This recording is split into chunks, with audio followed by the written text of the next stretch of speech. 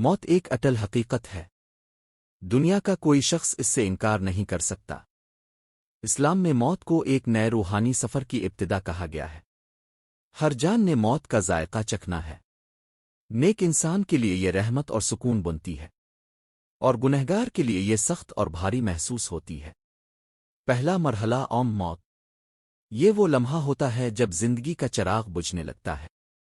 موت کا وقت صرف اللہ کے علم میں ہے۔ جس دن وقت پورا ہوتا ہے، فرشتے روح قبض کرنے آتے ہیں۔ دل اور دماغ کی کیفیت انسان کے اعمال کی عکاسی کرتی ہے۔ نیک انسان کے چہرے پر سکون آتا ہے، اور بدکار شخص بے چینی اور گھبراہٹ محسوس کرتا ہے۔ دوسرا مرحلہ روح کا گلے تک آنا۔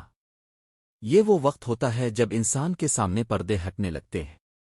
انسان روحانی دنیا کے آثار محسوس کرتا ہے۔ شیطان آخری بار بہکانے کی کوشش کرتا ہے۔ تیسرا مرحلہ روح کا قبض ہونا۔ یہ فیصلہ کن لمحہ ہوتا ہے۔ نیک روح آسانی اور نرمی سے نکلتی ہے، اور برے اعمال والے انسان پر یہ لمحہ سخت محسوس ہوتا ہے۔ دنیا سے رخصتی۔ انسان موت کے بعد اپنے انجام کو دیکھ لیتا ہے، مگر پھر واپسی کا کوئی راستہ نہیں رہتا۔ برزخ کا پردہ حائل ہو جاتا ہے۔ پیغام: زندگی کا ہر لمحہ اہم ہے۔ ہر عمل ہماری آخرت کا راستہ بناتا ہے۔ دنیا عارضی امتحان ہے، اور اصل سفر موت کے بعد شروع ہوتا ہے۔